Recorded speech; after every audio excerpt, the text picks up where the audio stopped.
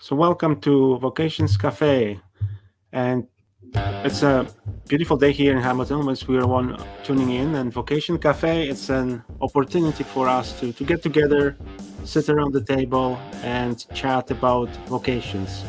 Had a chance to talk from people from many different backgrounds, different vocation stories, different experiences.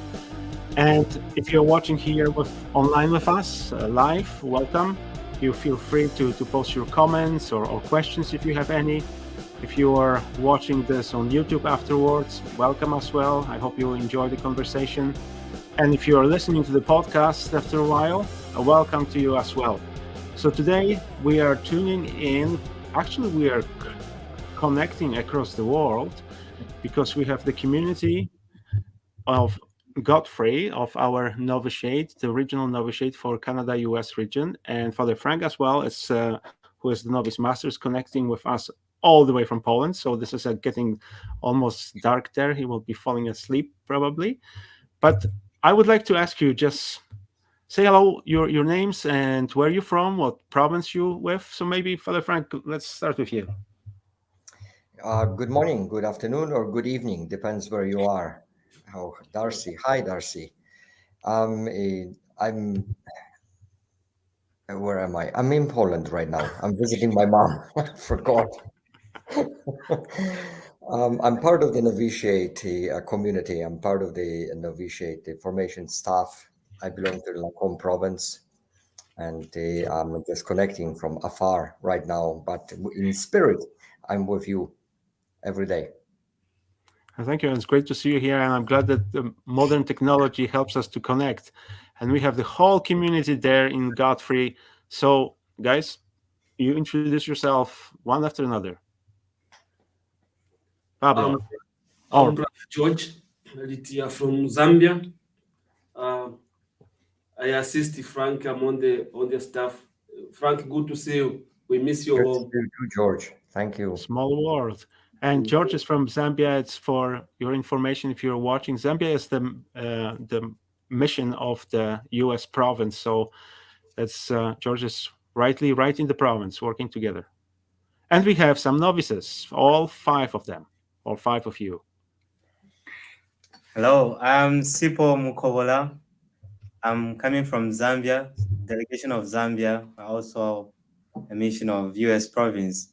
So I'm a novice here. Great to see you. Hi, I'm Etienne Kabemba Lupus. I'm from Congo in Africa. I belong to Notre Dame du Cap province. I'm Okay. from former novice. I'm a novice. Also, there is some Canadian connection here. Hi, this is Royd Kapesa Miambo from Zambia, the novitiate in Godfrey. Great seeing you.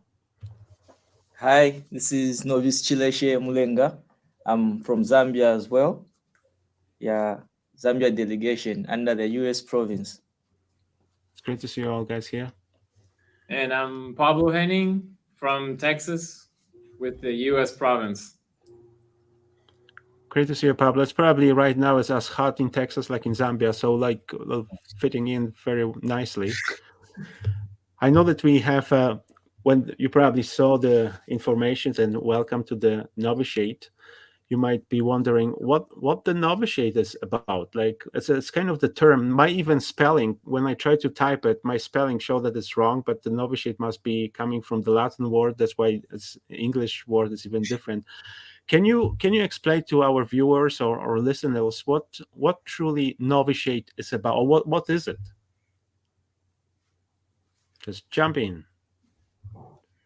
Yeah, I think before coming to the novitiate, we mixed in with some guys who had been at the novitiate and then would come back and interact with us. So we had this idea that it was, of course, a place where you're secluded or you are alone, let's say personal discernment and intense prayer, different from probably how we did it at the pre-novitiate. So that's the idea, first of all, that I had in mind. And so coming to the novitiate, I think it has confirmed prayer is very important, an aspect of the novitiate year, and also personal discernment with the formation staff as well as the fellow novices. And I think it also gives an opportunity to learn more about the congregation, the life of our founder, and the Oblate constitution and rules and everything to do with our charism. So it is spiritual life, developing, vocation, discernment, as well as discovering more and learning more about the Oblate charism. I think that gives a good insight what the Novitiate is about. It's basically the whole year preparation and discernment about the Oblate life, what our mission and ministry is about, our founder. And by the end of Novitiate, you make the decision that you want to join the congregation with the first vows for a year. And it will be celebrated pretty soon. I understand in Novitiate it will be August the 15th, right? Am I correct about it? August 1st. Perfect. First. Excellent. I'm sure we'll be following on that. I remember, and Father Frank will remember too, when we went to the Novitiate in Poland. It's a scary place because I honestly believe that the house was haunted. Like that was different things happening there, and the whole history, like the place is like 900 years old. So I'm glad that you have a little bit modern experience that we had, opening yourself to the discernment about the vocation and calling. And that's how we talk about the vocation here. Like you are already in the novitiate, so you have a chance to be in the pre-novitiate, preparation, discernment. So now will be like 2-3 years already in reflection. But can you share with us how did you discover your calling? Like how that happened that you decided, well, I wanna apply to join the Oblate. I wanna get to know a little bit more. So can you please share with your personal vocation story, like how that happened, that you are where you are right now at the moment? Not all at once, just one at a time. Well, I can say that I never, ever considered a religious life growing up. I was always Catholic, going to Mass. Wasn't really part of a lot of Catholic groups, but I definitely never considered religious life in any way. When I was 25, I started having some hip pain, which I thought was something just because I was running or something. So I needed to do more stretches or get new shoes or something like that. Turns out I had a condition where my bone had an extra bump that was eroding my joint, and I had to have a major hip surgery right after I turned 26. And that kind of eliminated the idea that I was indestructible, as I was bedridden for 2 weeks. And I'm the oldest of 4 in my family, and usually I was the one taking care of my siblings or helping do things around the house. But for those 2 weeks, everybody had to help me, and especially my younger siblings had to take care of me, change me, help me go to the bathroom, things like that. So it was a very humbling experience. And after that, I was going to Mass, daily Mass. That was right in Christmas. So in January, I started going to Mass daily in the morning. And those readings for the gospel readings for Mass are all when Jesus calls his disciples. And I guess it was the first time that I really felt like the gospel was speaking directly at me.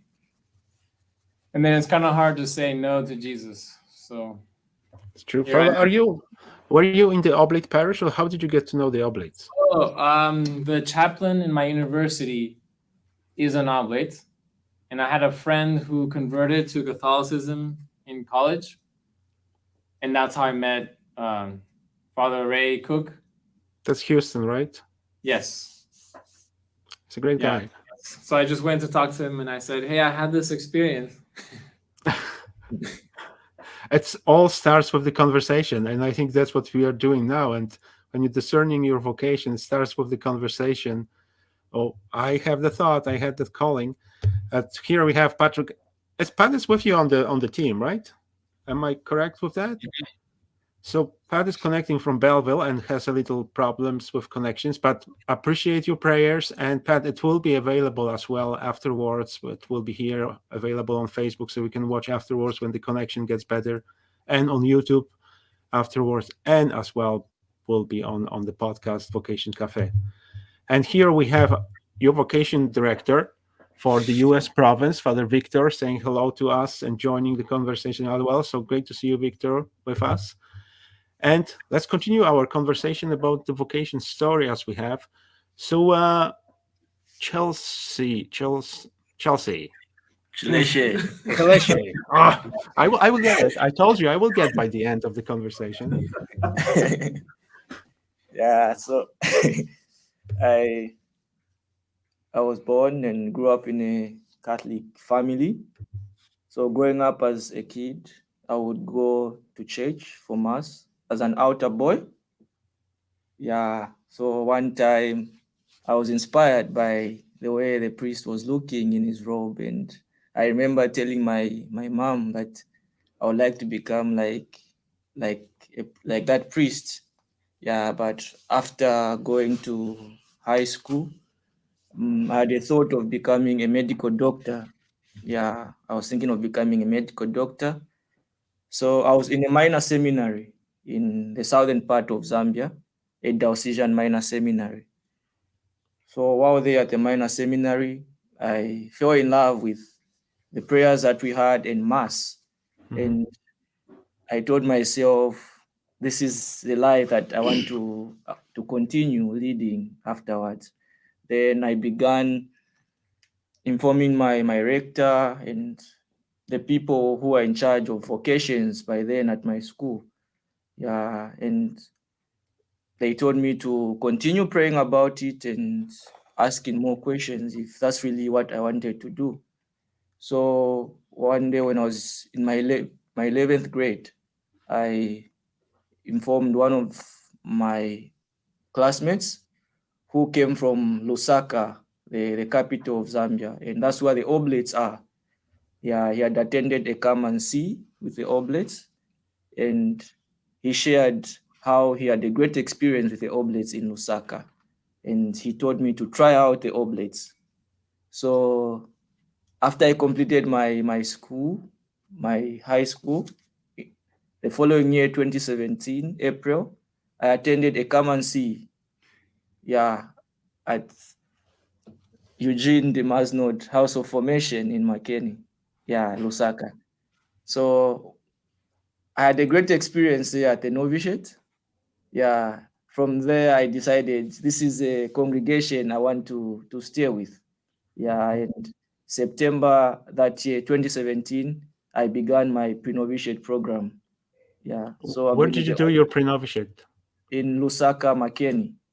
Okay. Yes. Yeah. So I came here to the novitiate last year in July. Yeah.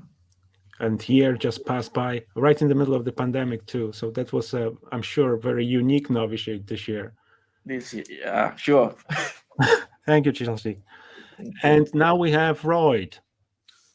Yes, this is Royd. My vocation story or journey started in the year 2015. I completed school in 2014, and that was the time I became serious with church stuff. Of course, I used to go to church, but not at a daily basis or engaging myself in the groups at the parish because of school. So in 2015, anyway, I was touched by the works of the sisters that we have at the parish, the works that they do as the congregation of Little Servants of Mary Immaculate from Poland. So I was asking many questions, and I was just admiring the life the sisters were living. And I never had like any encounter with any priest, or I didn't have any priest who inspired me to join the priesthood or religious life. And I never knew anything about religious life. I only met diocesans because our diocese mainly is, we only have local priests, we don't have religious men.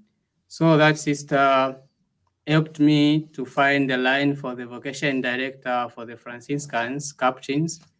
So I had to go for come and see for the Capuchins, the Franciscans, That was in 2015, June. And that program, it was for 3 months. So when I was there, I was receiving calls from home. No one was in support. They wanted me to go back home and to go to school and do some other stuff. So I was disturbed, of course, because I had fallen in love with what I wanted. And I thought this was the journey that I can do well. Yeah, after evaluating myself within those that short period of time that I had.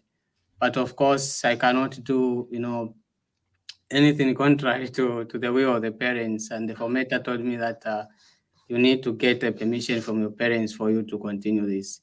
So I was frustrated. I didn't go home after that come and see program. I remained in the western part of Zambia to my mom's older sister. So while I was there, I was listening to the radio Liseli, which belongs to the Oblates. It caters almost the whole part of Western Province. They do conduct masses via the same radio station and different programs here and there. So that's why I started hearing about Oblates. And I had to contact the same sister who gave me the line for the Vocations director for the captions. I explained to her that I want to know more about Oblates. So she started laughing at me that you're just from come and say there and your parents, they have blocked this move. Again, you want to start trying the same thing. I said, no, I also responded with a laughter. No, I'm not going there. I just want to know more about them. So she did what she did at first, and she found the line for the vocation director. I started communicating with him whilst I was still in the western part of Zambia. So the conversation was so fruitful with the vocation director, and he started sending me some of the brochures and other papers to read about the Oblates. So when I went back home to my parents, I found that they have arranged everything for me to go to school. I remember my stepfather wanted me to go for teaching, and he had to push for it. I even went for interviews, although I didn't even like it. I just did it for the sake of them. So I started doing my Oblate life, or discovering this Oblate life privately. I didn't share with anyone but for myself and the vocation director, because I knew that it won't work if I share with my parents. But surprising, when I received the forms, there was a part where parents have to sign, like to give you a go ahead. And I had no option but to present it to my mother. And of course, she was disappointed again to see the same stuff that she blocked 1 year ago. And she just said, "Oh, if this is what you want, then you can go ahead. For now, I think I'm tired. I'm done with you and all that." So I didn't even also hesitate. She just signed, and they had to proceed with everything. So when I attended the Come and See in 2017 with the Oblates, of course, the first idea or experience that I experienced with the captains, and when I went there, it was like anyway, kind of a comparison what I experienced there and what I saw to the Oblates.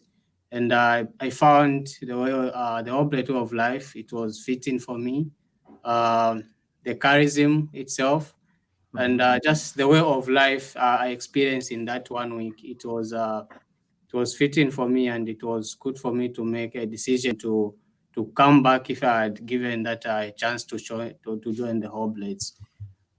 So I spent 4 years in the pre-novitiate there in Lusaka, and the experience was so fruitful, which made me even to make another decision to come for novitiate here. And it has been a great journey so far, and I can say that I don't regret joining the Oblates.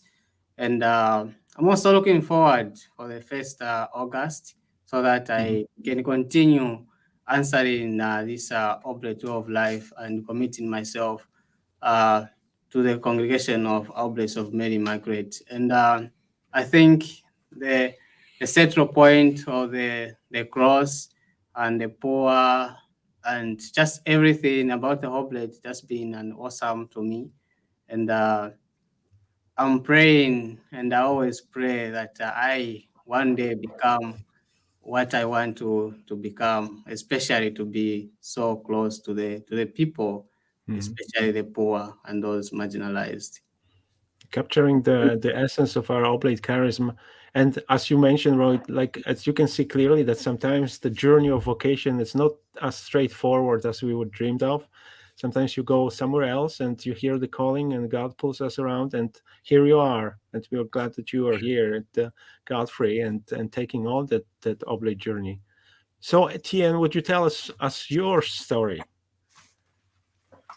I was 13 or 14 when I felt for the first time that I wanted to be priest. At that time, I didn't know the difference between those priests who were religious and diocesan priests.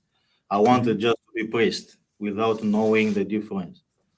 And the first one who it was my mother. I told him that I wanted to be priest, and she didn't say anything. And he came back to me 1 year later to ask me if my desire was there. And I said, yes, my desire is still there, but not like before. I think I want to be lawyer. It's what I want to do, but my desire to be priest is still there. He asked me to go to see the parish priest, and I went to see him. I explained, and that priest asked me to see that one who was in charge of the vocation group in parish. And I went there. I was doing some meeting with that group in parish. And in my parish, they used to call different religious from different congregation to come and to explain their vocation, their spirituality, and their charisms. And I never really honestly like the different congregation because they were just doing one thing, like to teach or to carry a shrine or to do. I didn't like this kind of to be priest. And one day, one brother from one oblate came to explain the congregation. And the first question he asked us to tell him which kind of priest we would like to be. And I said, I would like to be that priest who can do many things, to preach, to teach, to accompany young men. There are different things. And I remember he said, now he died many years ago. I remember he said, I think you can become oblate because we are multiple. We can do what you are saying. And he invited me to go to come and see. It was in Congo, in Kinshasa. At that time, I was there. And I did three years of come and see. And at the same time, I was studying philosophy university because I was between those two desires. The spiritual director of that time asked me to go to study philosophy in university. If I decide to become a lawyer, I will have one step.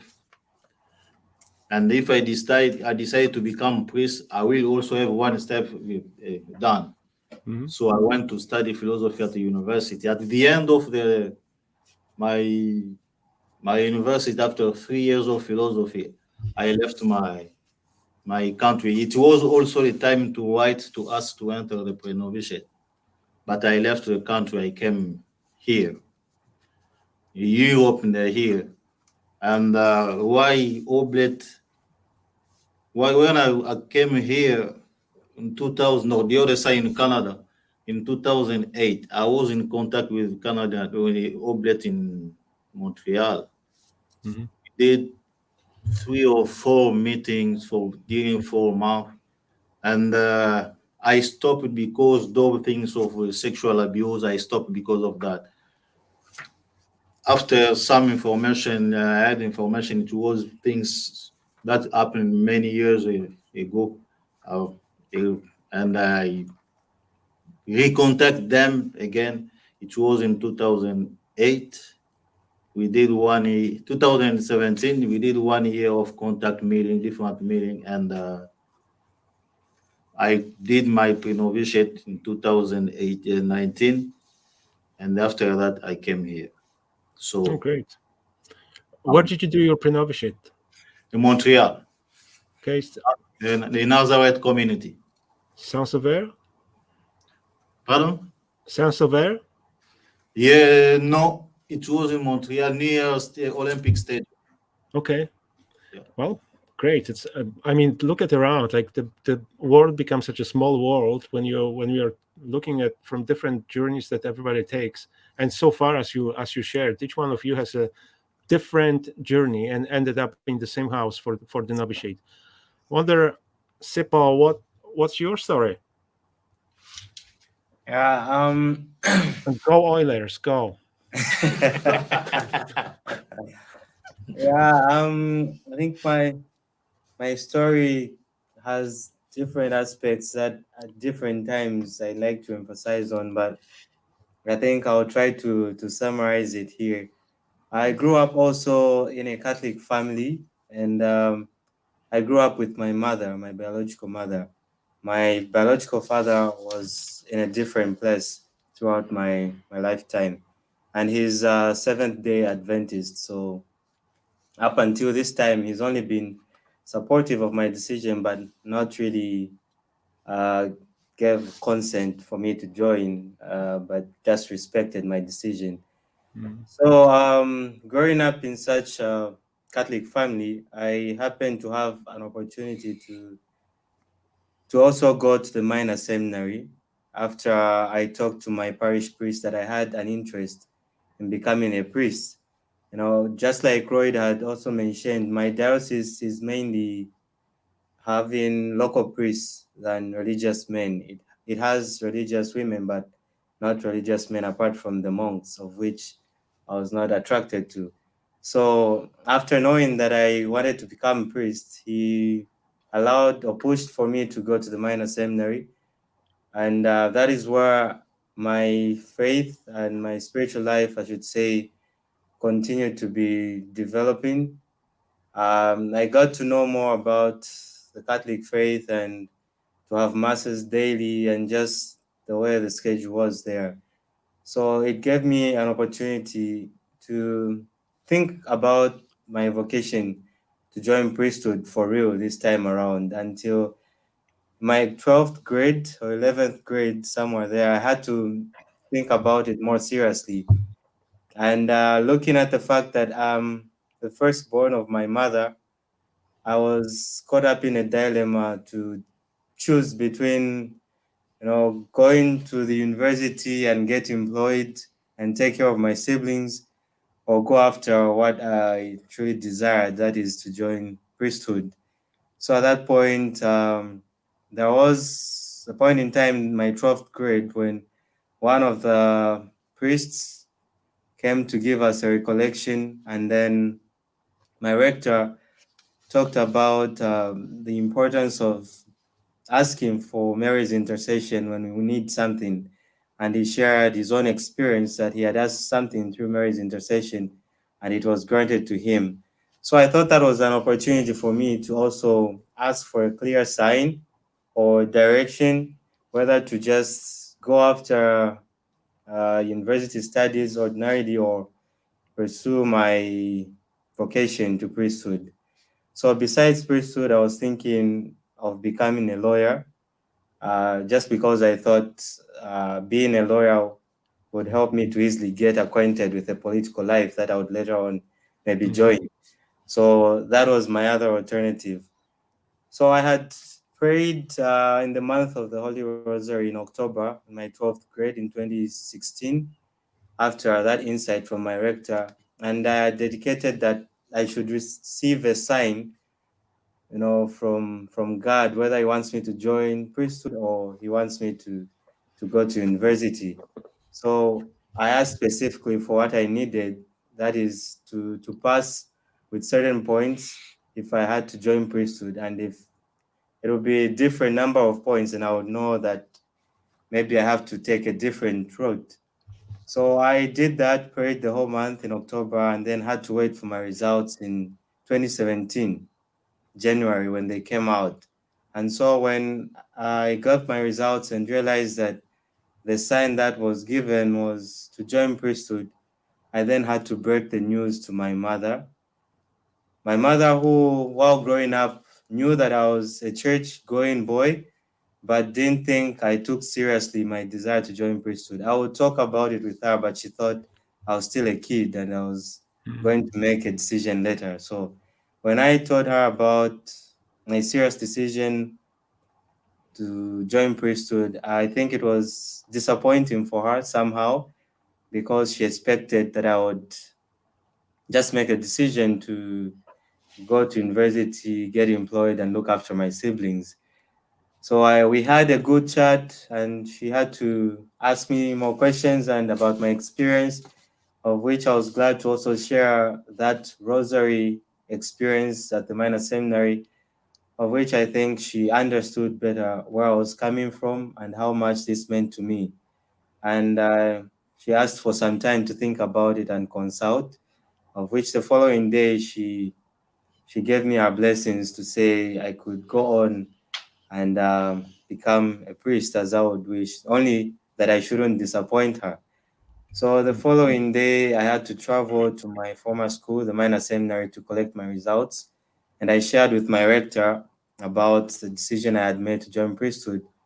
So that time, the rector, I should say, kind of sweet talked me into joining his diocese, of which it was expected from that minor seminary that people who graduate from there should join the diocese, the local diocese.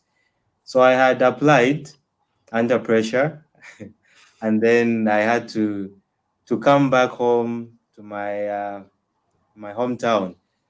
And then because my mother is a teacher, and at her school, she came into contact with an ex-Oblate who happens to be a teacher at the same school.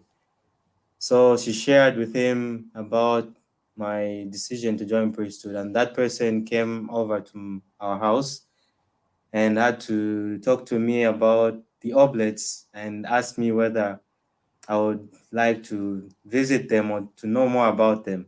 I didn't know much about the religious, but I was ready to just also go and check on the Oblates. I never went for the diocesan come and see, but this time around, when I was told I should try the Oblates, I was happy and comfortable about it.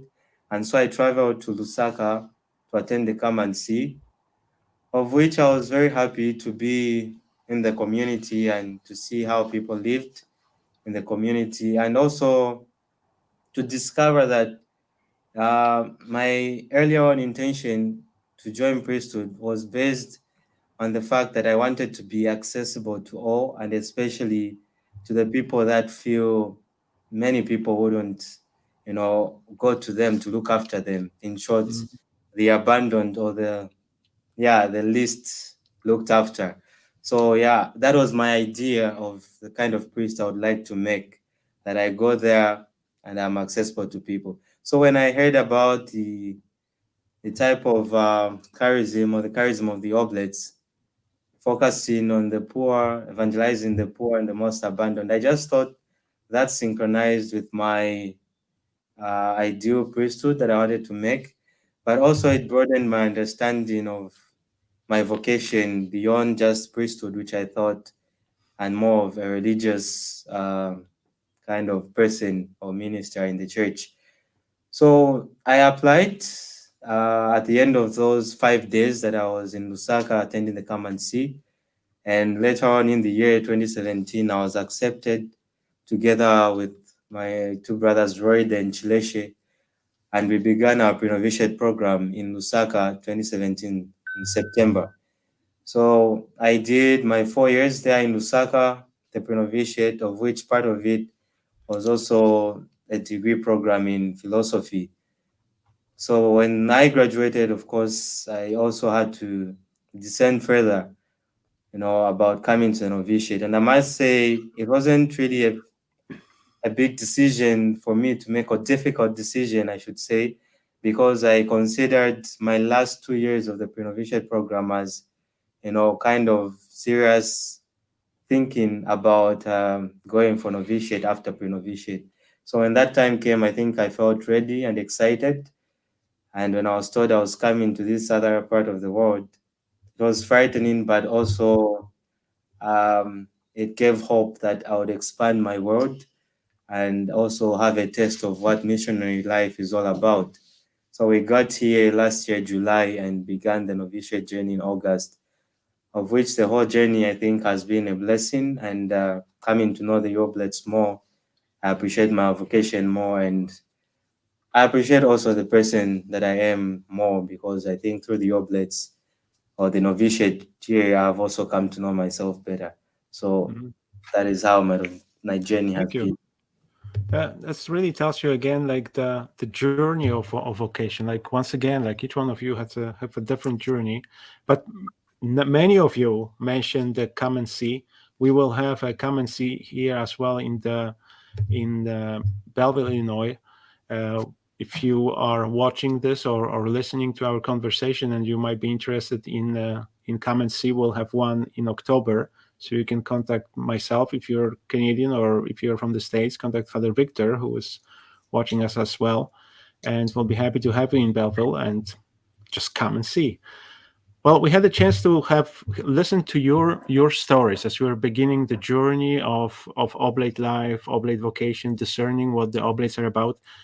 But I think what would be nice to hear as well from our seniors who have been already longer with the Oblates. Father Frank had to disconnect with us, but I know that Brother George would love, I'm sure he would love to share with us his vocation story, like how he ended up here where he is now. Come on, George. Very briefly, I come from the western part of Zambia.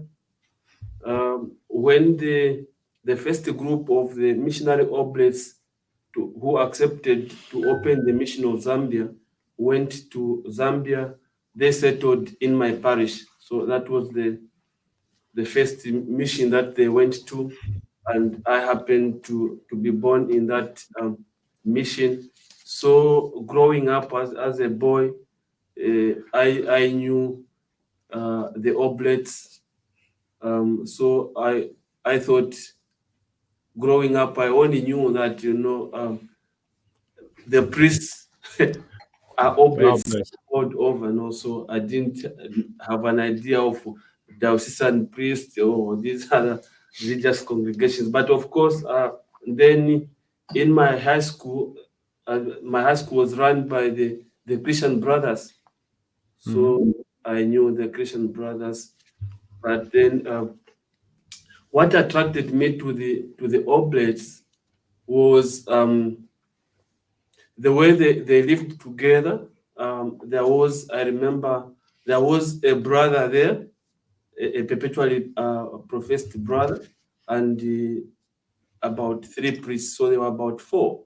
But what struck me was how they were doing things together. I remember, so I remember that particular brother, on a Sunday, he would drive into the mass centers, doing communion services. Even back at the main parish, on a Sunday, he would be with the priest in front there. He would give a reflection in church and stuff like that, and help, during communion and stuff like that. So that is what really kind of like attracted me to, apart from knowing the Oblates, that's what really attracted me to join the Oblates. And I remember when I applied as a brother candidate. And so a lot of people didn't know in our group as pre-novices that actually I'd applied as a brother, not until, the day before we were commissioned to go to the novitiate. So when we were being called out and my name was called out, and everyone was like, oh, this and so priest candidate, and then myself, brother candidate. Everyone was surprised, even the people who came to attend the commission ceremony were like, "You are still young. Why do you want to become a brother?" I'm like, from what I've seen the Oblates live way back home, is that what counts is being an Oblate. And my understanding has always been that indeed we become Oblates first, and then we can become priests later. And that's been my experience. So I did my pre-novitiate in Lusaka. Then I did my novitiate in Namibia. And then I went to the scholasticate in South Africa. And then after that, I went to do my internship back in Zambia in the year 2011 at the radio station where Royd got inspired. Yes, that's right. Yeah. Good job.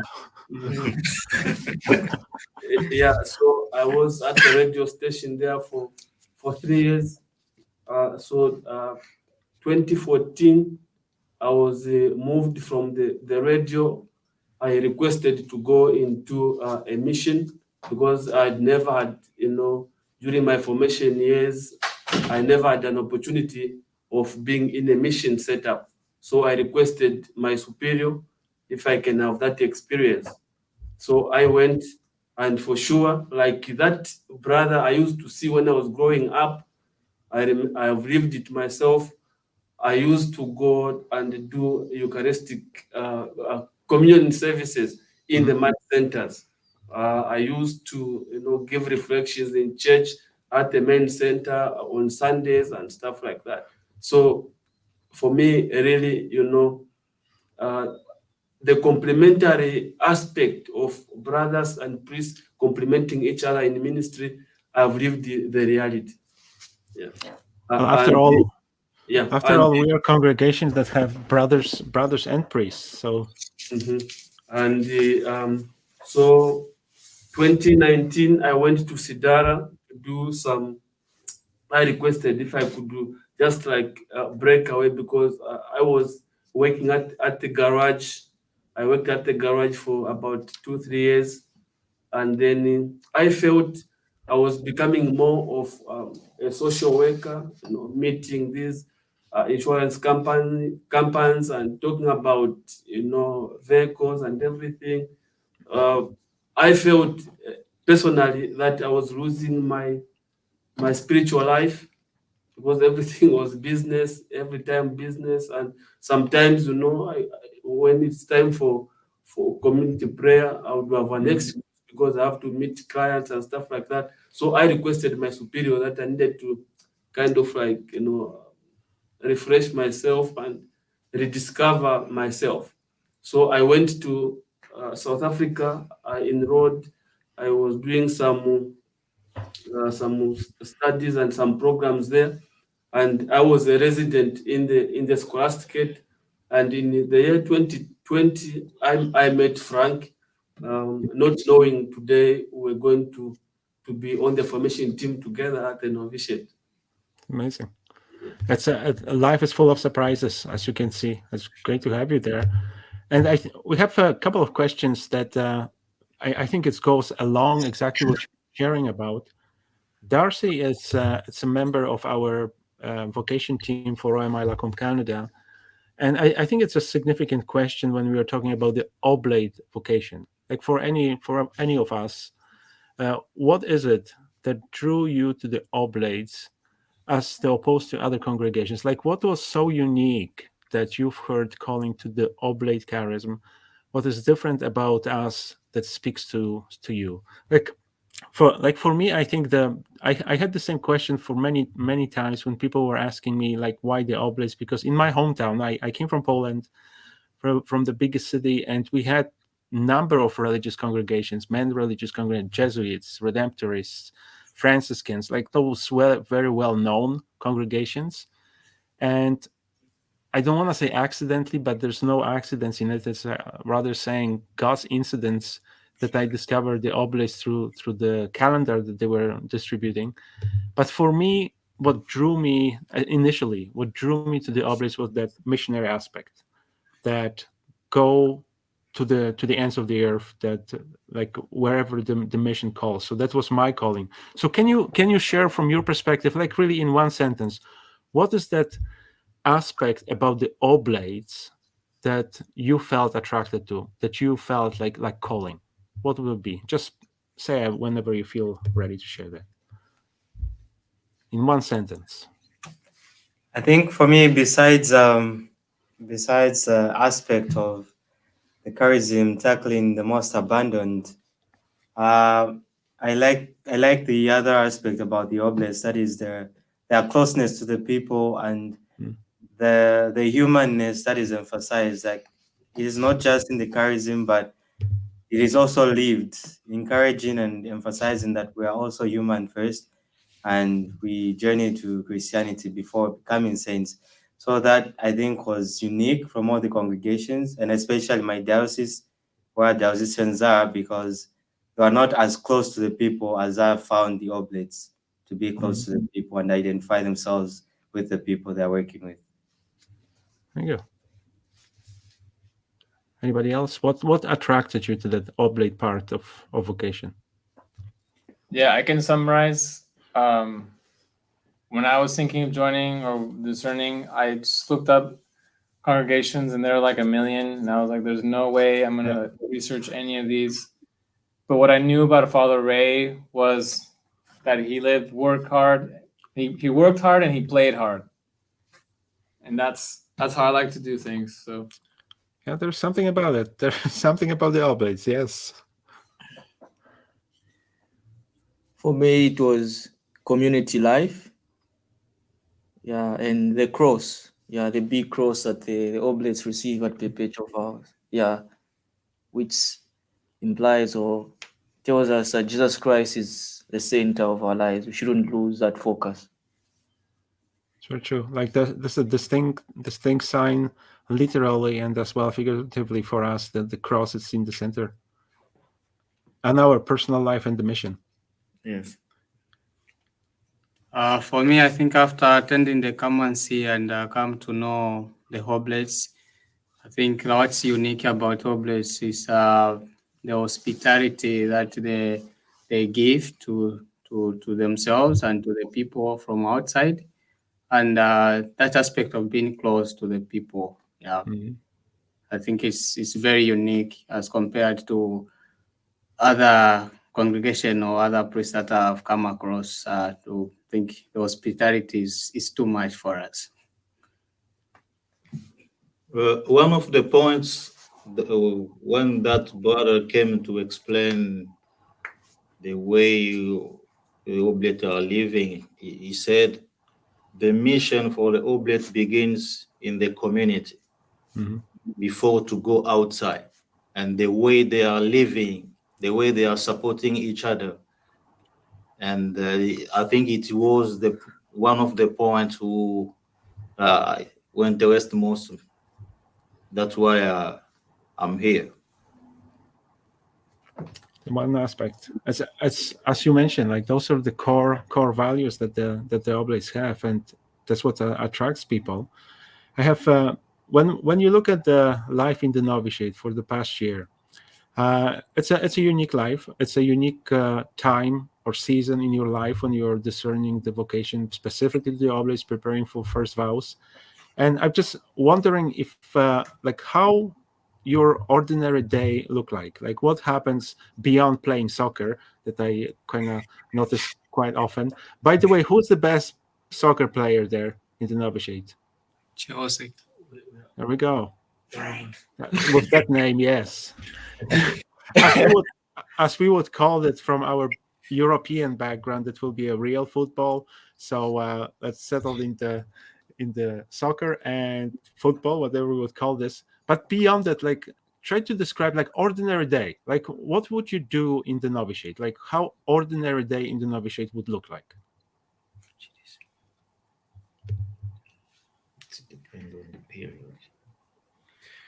There's basically 3 sections of the day. Mhm. Between morning prayer and lunch, after lunch, before dinner, and then after dinner. For the more intense months of the year, we have activities in all of those 3 sections.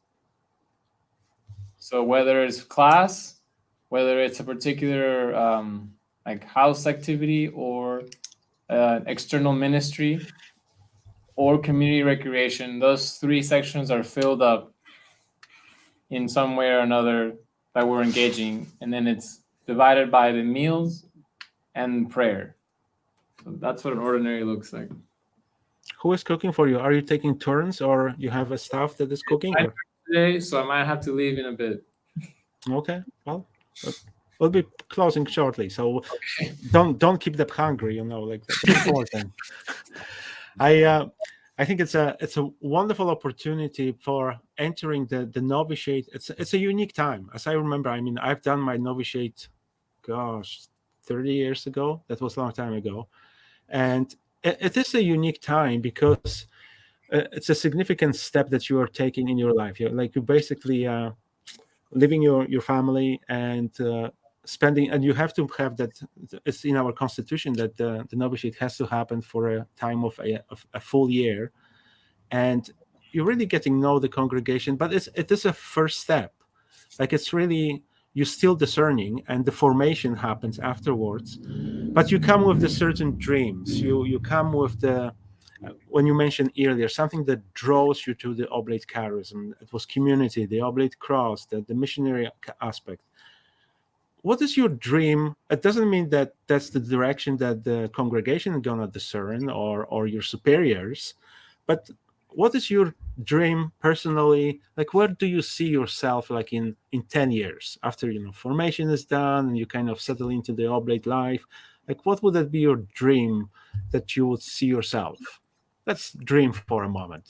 It doesn't mean you're gonna do it, because your superiors have to say something too, but you can dream.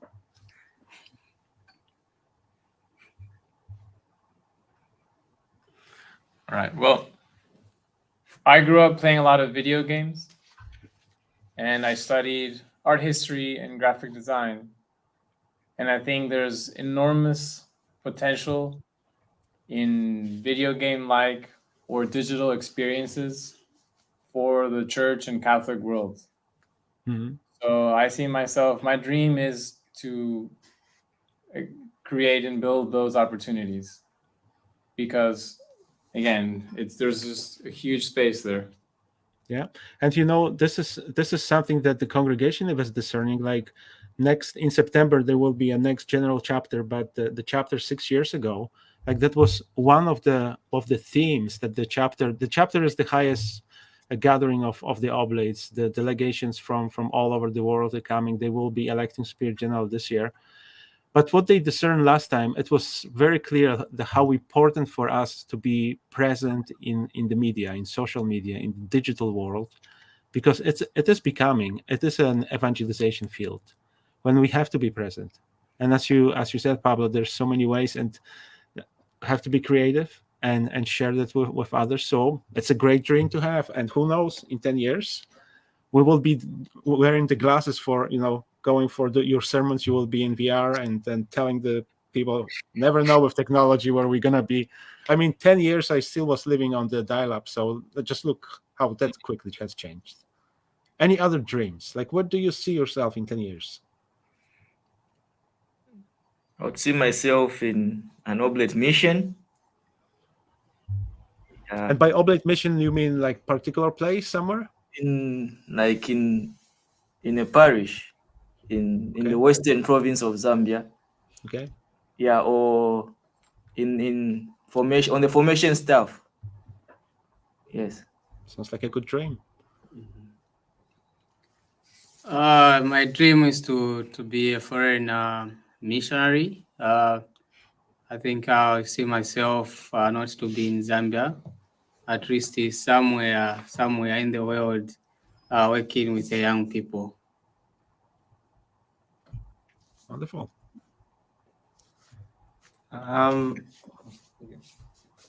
keeping some windows open. I would like to. So I'm seeing myself teaching and the accompaniment also. But I leave window open also to others field.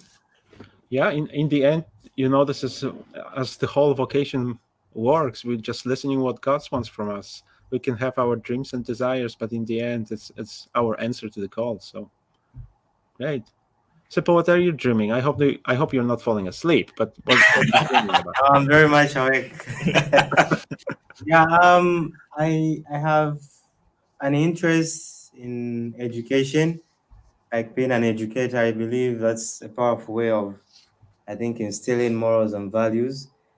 So looking at that, I would be very fine and lecturing somewhere, especially uh, maybe young people, whereby to some point they are brought close to knowing Christ. And also that extends to formation ministry, though I think in 10 years' time that would be too early for me. I think I see myself in formation ministry when I'm very much old or mature enough for that personally. So yeah, I think I would also not really like as my first option to work in Zambia. I would like to be a missionary somewhere, challenging, of course, so that at the end of the day, when I manage to do one or two things, it will attest to how God works in different Wonderful. ways. So missionary life outside and being an educator, I think it's part of my dreams. Wonderful. And I mean, keep dreaming, because that's how we discover as well. Looking at our gifts and talents that we have, that's how we discover our vocation, our calling.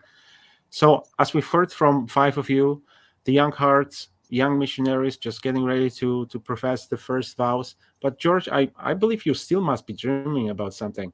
Like, even though you are the formator already, do you have any dreams for yourself? Well, first of all, it's very humbling. I was sharing with my brother Novitiate here the other day. We had class, to say I feel so proud that in one way or the other, have impacted their lives. Wherever they will go in life, as oblates or otherwise, I have done some work in their life, and also they have done some work in my life. So I'm grateful to the leadership that saw it fit to suggest that I come to the formation here at the Novitiate, and yeah, it is good to be here. Mhm. Yeah, it is good to be here, and to bring the aspect of the true reality that we are a congregation of priests and brothers. So it is giving witness to that aspect. We are 2 brothers and 1 priest on the staff. Mhm. So and so 10 years from now, I would imagine I would have maybe served quite a good number of years on the formation staff in the novitiate, and then maybe by that time going on a sabbatical, and then after a sabbatical, I would love to go back to the radio. See, never know what vocation is gonna call us when we answer that. So I want to thank you guys for sharing your stories, and we have a few messages here that I want to share with you and with all of us who are watching.